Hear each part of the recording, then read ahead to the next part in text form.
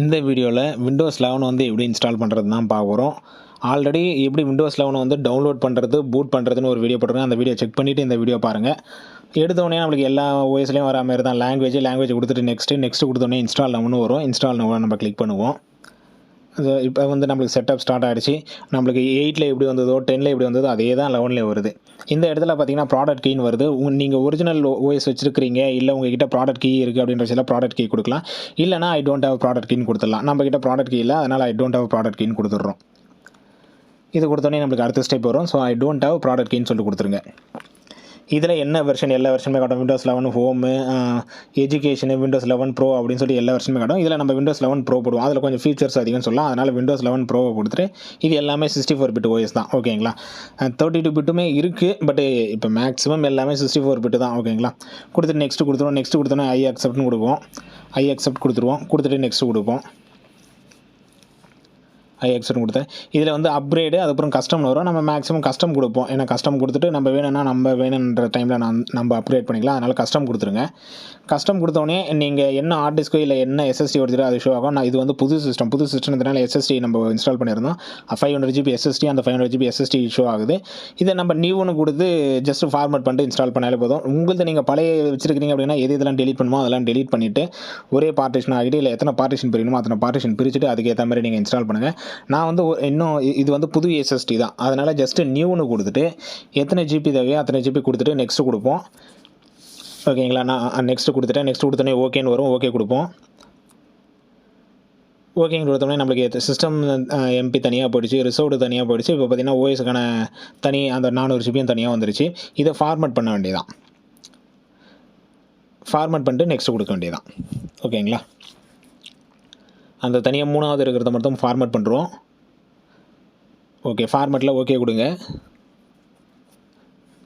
Okay கொடுத்துட்டு நெக்ஸ்ட்டுன்னு கொடுக்க வேண்டியதான். 3வதில் பார்ட்டிஷன் 3ன்னு வருது பாருங்கள், அதில் நெக்ஸ்ட்டுன்னு கொடுக்க வேண்டியதான். கொடுத்தோடனே நம்ம அந்த 0லேருந்து % ஓட ஆரம்பிக்கும். அது 100 வரைக்கும் நம்ம ரன் ஆகணும். இப்போ நம்மளுக்கு ஃபார்மேட் ஆகிடுச்சு. நெக்ஸ்ட்டுன்னு கொடுத்தோடனே அடுத்த ஸ்டெப்புக்கு போய்டும். அந்த 0லேருந்து 100% போகிற ஸ்டெப்பு. நீங்கள் ஓல்டு லேப்டாப்பில் இல்லை டெஸ்க்டாப்பில் பண்ணாலும் சரி, இதெல்லாம் ஃபார்மேட் பண்ணுவோம், இதெல்லாம் டெலிட் பண்ணுமோ அதுக்கு ஏற்ற மாதிரி கொடுங்க. இப்போ 0லேருந்து 100% ஓட ஆரம்பிக்கும். இதெல்லாம் பார்த்தோன்னா நம்ம சேனல் நீங்கள் என்ன சப்ஸ்கிரைப் பண்ணுங்கள். இன்ட்ரெஸ்டிங் ஸ்டூடெண்ட்ஸ் நம்ம சேனலில் வந்துகிட்டே இருக்கும். நம்ம சேனல் வேஸ்டேஜ் சேனலையும் சரி, விகே விஜஸ் தமிழ் சேனலையும் சரி சப்ஸ்கிரைப் பண்ணுங்கள். 2 சேனலுமே பிளேலிஸ்ட்டில் போனீங்கன்னா கம்ப்யூட்டர் சம்மந்தமான எக்கச்சக்கமான இன்ஃபர்மேஷன் இருக்குது. ஓஎஸ்க்குன்னு தனி பிளேலிஸ்ட்டும் இருக்கும். ஓஎஸ் மிஸ்டேக்ஸ்னு சொல்லிட்டு ஒரு பிளேலிஸ்ட் இருக்கும். எக்கச்சக்கமான இன்ஃபர்மேஷன் இருக்குது. ஜஸ்ட் செக் பண்ணி பாருங்கள். உங்களுக்கு அதை தவிர்த்து எதனா டவுட்ஸ் இருக்குது அப்படின்னு பிரச்சனை கீழே கமெண்ட் பண்ணுங்கள். அடுத்த வீடியோவில் அப்டேட் பண்ணிக்கிட்டே இருக்கலாம். இது 100% ரன் ஆகணும். முன்னதான் பார்த்தீங்கன்னா ஓஎஸ் ரன் பண்ணுறதுக்கு இல்லை இன்ஸ்டால் பண்ணுறதுலாம் பார்த்தீங்கன்னா 1 மணி நேரம், 2 மணி நேரம், 3 மணி நேரம் அந்த மாதிரி சொல்லலாம். இப்போலாம் ஜஸ்ட் ஒரு 10 நிமிஷத்தில் ஓஎஸ் இன்ஸ்டால் பண்ண முடியுது. அதுக்கான பென்ட்ரைவ் உங்கள்கிட்ட இருக்கிற பென்ட்ரைவ் ஒரு 3.0 பென்ட்ரைவ் இருக்குது. நீங்கள் லேப்டாப்லேயும் 3.0 போர்ட்டு இருக்குது, இல்லை டெஸ்க்டாப்பில் 3.0 போர்ட்டு இருக்குது அப்படின்ற பட்சத்தில் ஜஸ்ட் 10 நிமிஷத்தில் முடிச்சிடலாம் சொல்லலாம். அந்தளவுக்கு ஃபாஸ்ட் ஆகிடுச்சு இப்போலாம் ஓஎஸ். நீங்கள் இந்த ஸ்டெப்ஸ் எல்லாம் பண்ணணுமான்னு கேட்டிங்கன்னா, நீங்கள் அப்கிரேட் ஆல்ரெடி விண்டோஸ் 10 வச்சுருக்கிறீங்க அப்படின்ற பட்சத்தில் அப்கிரேட் கொடுத்தாலே போதும். இந்த ஸ்டெப்ஸ் எதுவுமே தேவையில்லை. ஓகேங்களா. அதுவே டவுன்லோட் ஆகிடும், அதுவே இன்ஸ்டால் ஆகிடும். இதுவே நான் 7 வச்சுருக்கிறேன், 8 வச்சுருக்கிறேன், இல்லை புது சிஸ்டத்துக்கு ஓஎஸ் போட போகிறேன் அப்படின்ற பட்சத்தில் நீங்கள் கண்டிப்பாக இந்த ஸ்டெப்ஸ் தான் நீங்கள் ஃபாலோ பண்ணணும். ஃபஸ்ட்டு ஓஎஸ் டவுன்லோட் பண்ணணும். அது 5 GB முன்னாடி வீடியோ அதை தான் போட்டுருவேன். ஹவ் டு டவுன்லோடு விண்டோஸ் 11 சொல்லிட்டு அதை எப்படி டவுன்லோட் பண்ணுறது, எப்படி பூட் பண்ணுறதுன்னு சொல்லிட்டு இதில் எப்படி இன்ஸ்டால் பண்ணுறதுன்னு பார்த்துட்டு இருக்கிறோம்.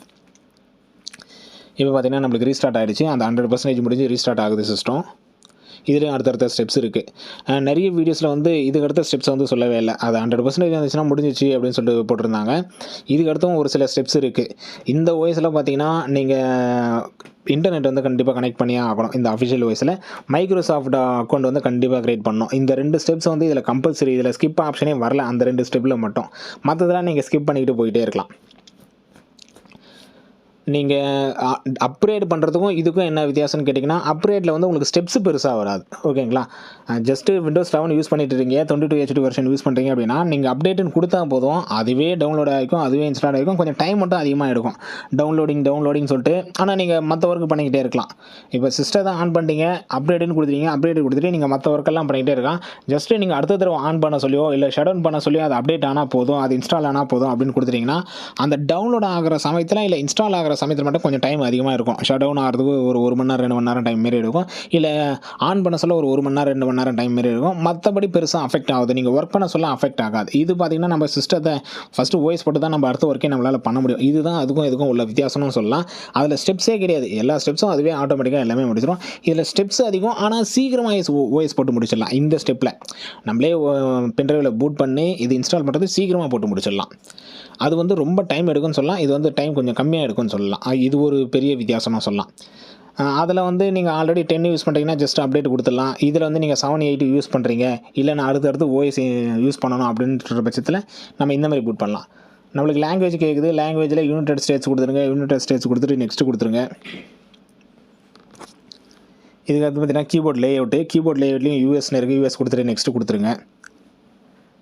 அதுக்கடுத்து தான் செகண்ட் கீபோர்டு லேஅவுட். இது ஸ்கிப் பண்ணிடலாம். ஸ்கிப்னு வரும். ஸ்கிப்பு கொடுத்துருங்க.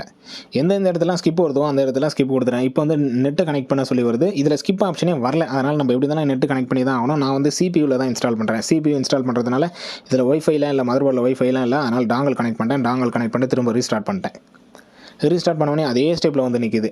நீங்கள் லேப்டாப் யூஸ் பண்ணுறீங்கன்னா லேப்டாப்பில் இன்பில்டாக ஒய்ஃபை இருக்கும். ஒய்ஃபையில் நீங்கள் ப்ராட்பேண்ட் கனெக்ஷன் யூஸ் பண்ணி தான் ப்ராட்பேண்ட் கனெக்ட் பண்ணிங்க. இல்லை உங்கள் மொபைல் இருக்குன்னா மொபைல் ஹாட்ஸ்பாட்டில் கனெக்ட் பண்ணிங்க. நான் டாங்கல் யூஸ் பண்ணிட்டு இப்போ கனெக்ட் பண்ணிட்டேன். ப்ராட்பேண்ட் வந்து இப்போ கனெக்ட் பண்ணுறேன் பாஸ்வேர்டு போட்டு. இதை முடிச்சோடனே தான் அடுத்த ஸ்டெப்பே போகுது. ஓகேங்களா? இதில் இந்த ஸ்டெப்பும் கம்பல்சரின்னு சொல்லலாம். இன்டர்நெட் கனெக்ட் பண்ணுறது கம்பல்சரி. மைக்ரோசாஃப்ட் அக்கௌண்ட் க்ரியேட் பண்ணுறது இந்த இதில் கம்பல்சரி. ஓகே, பாஸ்வேர்டு போட்டோம். பாஸ்வேர்டு போட்டு கனெக்ட்னு கொடுப்போம். கனெக்ட்னு கொடுத்தோடனே செக் ஃபார் அப்டேட்ஸ் எதனா இருக்கான்னு சொல்லிட்டு செக் பண்ணுது. இந்த வெர்ஷன் பார்த்தீங்கன்னா Windows 11 22H2.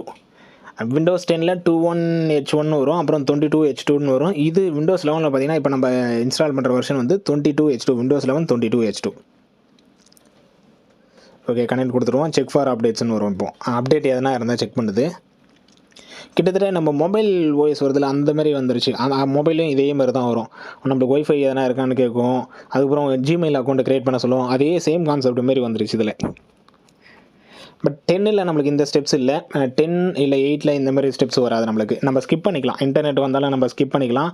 அக்கௌண்ட் க்ரியேட் பண்ண சொல்லி வந்தாலும் ஸ்கிப் பண்ணிக்கலாம். இந்த 11ல் மட்டும் இப்படி கொடுத்துருக்குறாங்க. அப்டேட் செக் பண்ணிகிட்டு இருக்குது. பென்ட்ரைவ் அதேமாதிரி பார்த்தீங்கன்னா ஒரு 3.0 பென்ட்ரைவ் மாரி எடுத்துங்க. ஓஎஸ் பூட் பண்ணுறதுக்கு மட்டும். 2.0 கொஞ்சம் ஸ்லோவாக இருக்கும். முன்னே சொன்னது தான், ரொம்ப ஸ்லோவாக இருக்கும். ரொம்ப இன்ஸ்டால் ஆகிறதுக்கும் ஸ்லோவாக இருக்கும். அதனால் 3.0 இல்லை 3.2 வருதுன்னா எவ்வளோ வெர்ஷன் ஃபாஸ்ட்டாக பண்ணுவோம் அந்த மாதிரி எடுக்க சொல்லலாம். ஓஎஸ் வந்து உங்களுக்கு ஃபாஸ்ட்டாக ரன் ஆகிடும். அதனால் 3.0 அதேமாதிரி உங்கள் லேப்டாப்லாம் அந்த 3.0 இருக்கணும். அதுதான் முக்கியம். அப்போ தான் உங்களுக்கு அந்த அளவுக்கு ஃபாஸ்ட்டு கிடைக்கணும். சிஸ்டம்னா சிஸ்டம். இதுக்கடுத்து பார்த்தீங்கன்னா சிஸ்டம் நேம் எடிட் பண்ண சொல்லுது. நம்ம நேம் வந்து சூஸ் பண்ணிக்கணும். அட்மின் கொடுத்துட்டு நெக்ஸ்ட் கொடுத்துட்டேன். இது எப்பவுமே வருது தான். எந்த வாய்ஸ் போட்டாலும் உங்களுக்கு சிஸ்டம் நேம் வந்து டைப் பண்ணுங்கள் அப்படின்னு சொல்லிட்டு வரும். சிஸ்டம் நேம் கேட்கும். சிஸ்டம் நேம் கொடுத்துட்டோம். கொடுத்தோடனே ரீஸ்டார்ட் ஆகிடுது சிஸ்டம். ரீஸ்டார்ட் ஆகிட்டு அடுத்த ஸ்டெப்பு இந்த மைக்ரோசாஃப்ட் அக்கௌண்ட்டு தான் வரும் மேக்ஸிமம். பார்ப்போம் என்ன வருதுன்னு சொல்லிட்டு. Just a moment. இதில் இவ்வளோ ஸ்டெப்ஸு இருக்குது. ஓகேங்களா? ஆனால் நான் நெட்டில் நிறைய பேர் இந்த ஸ்டெப்ஸ் எல்லாம் சொல்லவே இல்லை. ஜஸ்ட்டு அது முடிஞ்சவொடனே க்ளோஸ் பண்ணிட்டாங்க. இதில் பார்த்தீங்கன்னா பர்சனல் யூஸுக்கா இல்லை ஒர்க் ஆர் ஸ்கூலான்னு வருது. நீங்கள் பர்சனல் யூஸுக்குனா பர்சனல் யூஸ்னு கொடுங்க. ஒர்க் ஆர் ஸ்கூல்னு கொடுங்க. இந்த வந்து பர்சனல் யூஸ் தான். அதனால் பர்சனல் யூஸ்னு கொடுத்துட்டு நெக்ஸ்ட்டு கொடுக்குறேன். ஓகேங்களா? Setup for A personal use அப்படின்னு கொடுத்துட்டு நெக்ஸ்ட் ஒன்று கொடுப்போம்.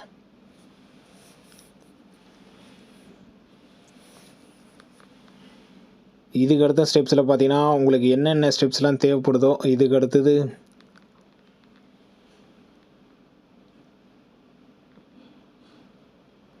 Accelerate your device setup. So Microsoft account வந்து சைன்இன் பண்ண சொல்லி வருது. ஓகேங்களா? இந்த ஸ்டெப்பு தான். அந்த ஒய்ஃபை கனெக்ட் பண்ணுறது. அப்புறம் இந்த மைக்ரோசாஃப்ட் அக்கௌண்ட் உங்கள்கிட்ட ஆல்ரெடி இருக்குன்னா சைன்இன் பண்ணிங்க மைக்ரோசாஃப்ட் அக்கௌண்ட்டு.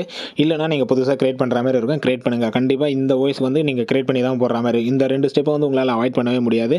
ஒன்று இன்டர்நெட் கனெக்ட் பண்ணியே ஆகணும். இன்டர்நெட் கனெக்ட் இல்லைனா அந்த ஸ்டெப்லேயே அப்படியே நிற்கும் உங்களுக்கு.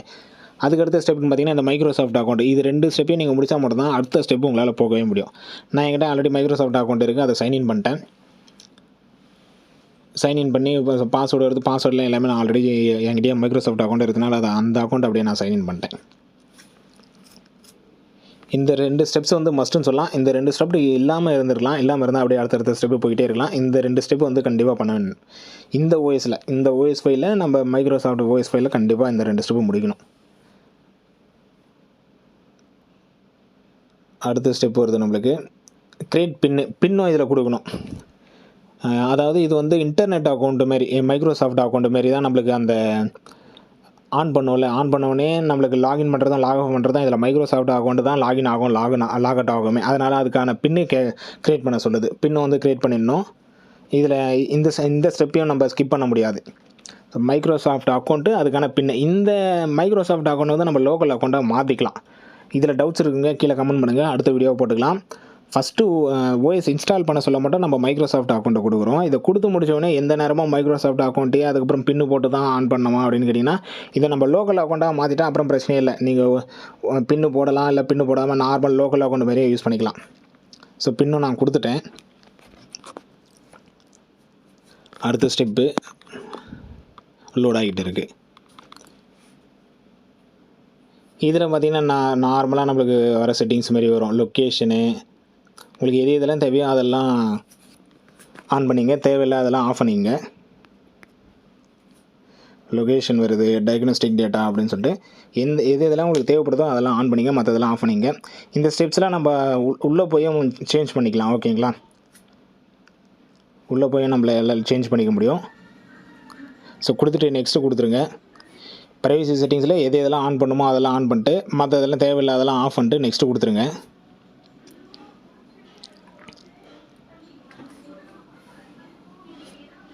நெக்ஸ்ட்டு கொடுத்தோடனே அடுத்த ஸ்டெப் வந்து லோட் ஆகுது. இதுக்கடுத்துல இந்த மைக்ரோசாஃப்ட் 365 இதை வந்து நம்ம ஸ்கிப் பண்ணிக்கலாம். ஒவ்வொரு ஸ்டெப்பு இதெல்லாம் ஸ்கிப் பண்ண முடியுதோ அதெல்லாம் ஸ்கிப் பண்ணுறங்க. அந்த 2 ஸ்டெப்பு தான் கம்பல்சரி. அதுக்கப்புறம் உங்களால் இதெல்லாம் ஸ்கிப் பண்ண முடியுதோ மேக்ஸிமம் எல்லாத்தையும் ஸ்கிப் பண்ணுறங்க. இது வந்து மொபைலுக்காக. Use your Android phone from your PC, இதையும் ஸ்கிப் பண்ணிக்கலாம். இப்போதைக்கு நம்ம தேவையில்ல, நம்ம தேவைன்னா யூஸ் பண்ணிக்கலாம். ஸ்கிப் பண்ணுறோம் இதையும். அதுக்கடுத்த ஸ்டெப்பு, கடைசியான ஸ்டெப்பு, கிட்டத்தட்ட முடிகிற ஸ்டேஜுக்கு வந்துருச்சு நம்மளுக்கு ஓஎஸ். இவ்வளோ ஸ்டெப்ஸு பார்த்திங்கன்னா இருக்குது. நம்ம அந்த ஃபார்மேட் பண்ணதுக்கப்புறம் அந்த லோட் ஆகிட்ட அப்புறம் இவ்வளோ ஸ்டெப்ஸ் இருக்குது. மைக்ரோசாஃப்ட் 365 இதுவுமே நம்ம ஸ்கிப் பண்ணிப்போம். ஏன்னா உங்களுக்கு தேவை அப்படின்ற விஷயத்தில் கண்டினியூ கொடுங்க. இல்லைனா இதையுமே ஸ்கிப் பண்ணுறங்க. ஏன்னா நீங்கள் எந்த எம்எஸ் ஆஃபீஸ் யூஸ் பண்ணுறீங்களோ அந்த எம்எஸ் ஆஃபீஸ் நீங்கள் யூஸ் பண்ணிக்கலாம். ஸோ கடைசியாக பார்த்திங்கன்னா நம்மளுக்கு முடிஞ்சிருச்சு, எல்லா ஸ்டெப்புமே முடிஞ்சிருச்சு. இந்த கேம் பாஸ்னு வருது, கேம் பாஸையும் ஸ்கிப் பண்ணுறங்க. ஏன்னா இவங்கள்துன்றதுனால நிறைய கொடுப்பாங்க. மைக்ரோசாஃப்ட் அக்கௌண்ட்டுன்றதுனால அவங்க வெப்சைட்லேருந்து தான் நம்ம டவுன்லோட் பண்ணோம். அதுக்கான அவங்களோட அட்வர்டைஸ்மெண்ட்டு, அதுக்கப்புறம் அவங்களுக்கு டிஃபால்ட்டாக என்ன நினச்சிருக்காங்க அது எல்லாமே கொடுப்பாங்க. உங்களுக்கு தேவை நம்மளுக்கு இந்த 2 ஸ்டெப்பு தான் இம்பார்ட்டன்ட். இன்டர்நெட் நீங்கள் கனெக்ட் பண்ணியே ஆகணும், மைக்ரோசாஃப்ட் அக்கௌண்ட் வந்து க்ரியேட் பண்ணி ஆகணும். மற்றதெல்லாம் ஸ்கிப்புன்னு வந்துடும். அந்த ஸ்கிப்பில் எல்லாமே ஸ்கிப் பண்ணுறங்க. கிட்டத்தட்ட எல்லாமே முடிஞ்சிருச்சு. நம்மளுக்கு டெஸ்க்டாப் வந்து லோட் ஆகுது. ஓகேங்களா? எல்லா ஸ்டெப்புமே முடிச்சிட்டோம். டெஸ்க்டாப் வந்து இப்போ நம்மளுக்கு லோட் ஆக போகுது. This might take a few minutes அப்படின்னு சொல்லிட்டு வருது. முடிஞ்சிருச்சு, எல்லா ஸ்டெப்புமே முடிஞ்சிருச்சு. இந்த ஸ்டெப்ஸு தான் நம்மளுக்கு கிட்டத்தட்ட நான் ஆல்ரெடியே Windows 8 இன்ஸ்டாலேஷனும் போட்டிருப்பேன். அது வந்து அந்த ஃபார்மேட் வரைக்குமே எல்லாமே சொல்லியிருப்பேன். அதுக்கப்புறம் தான் இந்த Windows 11 இம்பார்ட்டன்ட் ஸ்டெப்ஸே வருது. ஓகே, கிட்டத்தட்ட முடிஞ்சிருச்சு. நம்மளுக்கு டெஸ்க்டாப் வந்து லோட் ஆகிடுச்சு. ஓகே, வந்து விட்டது. இதிலேயே பார்த்தீங்கன்னா கிட்டத்தட்ட ஓஎஸ் லோட் ஆகிடுச்சு. இதுக்கப்புறம் நம்ம டிரைவர்ஸ் போடுறது, டிரைவர்ஸ் இதிலே நம்மளுக்கு வந்துடும். டிஃபால்ட்டு டிரைவர்ஸ்லாம் வந்துடும். லேண்ட் டிரைவர்ஸு, இம்பார்ட்டன்ட் டிரைவர்ஸ்லாம் இதில் இல்லை அப்படின்ற விஷயம் நீங்கள் அப்டேட் பண்ண சொல்லி டிரைவர்ஸ் வந்துடும். இதுக்கடுத்து நம்ம என்ன ஸ்டெப்னா, இந்த பேசிக் சாஃப்ட்வேர் சொன்னால் நம்ம என்னென்ன சாஃப்ட்வேர்ஸ் தேவை, விஎல்சி ஆகட்டும், இல்லை அடோப் ரீடர் ஆகட்டும், இல்லை விண்டர் ஆகட்டும், இந்த மாதிரி பேசிக் சாஃப்ட்வேர்ஸ்லாம் என்னென்ன தேவையோ அதெல்லாம் போட்டு நம்ம அப்படியே யூஸ் பண்ண ஆரம்பிச்சிட வேண்டியதான். இதில் முக்கியமான ஸ்டெப்ஸ்னு பார்த்தீங்கன்னா, அந்த ஃபார்மேட் முடிஞ்சதுக்கப்புறம் பார்ட்டிஷன்லாம் பிரிச்சதுக்கப்புறம் தான் இந்த 2-3 ஸ்டெப்ஸ் அப்படியே லைனாக வந்துகிட்டே இருக்குது. இதுவுமே சிம்பிள் ஸ்டெப்ஸ் தான். அப்படியே அடுத்தடுத்து போயிடலாம். எதாவது டவுட்ஸ் இருந்தாலும் கீழே கமெண்ட் பண்ணுங்கள். ஆல்ரெடி நிறைய வீடியோஸ் வந்து நம்ம சேனல்லே இருக்குது. செக் பண்ணாதவங்க செக் பண்ணி பாருங்கள். இதுக்கடுத்து ஓஎஸ் இன்ஸ்டால் பண்ணதுக்கப்புறம் எதனா டவுட்ஸ் இருக்குது, டிரைவர்ஸில் டவுட்ஸ் இருக்குது, இல்லை பேசிக் சாஃப்ட்வேர்ஸில் டவுட்ஸ் இருக்குனாலும் கீழே கமெண்ட் பண்ணுங்கள். அடுத்த வீடியோவில் போட்டுடலாம். ஸோ வீடியோ பிடிச்சிருந்தால் லைக் பண்ணுங்கள், உங்கள் ஃப்ரெண்ட்ஸுக்கும் ஷேர் பண்ணுங்கள். அடுத்த ஒரு நல்ல வீடியோவில் பார்க்கலாம். தேங்க்யூ.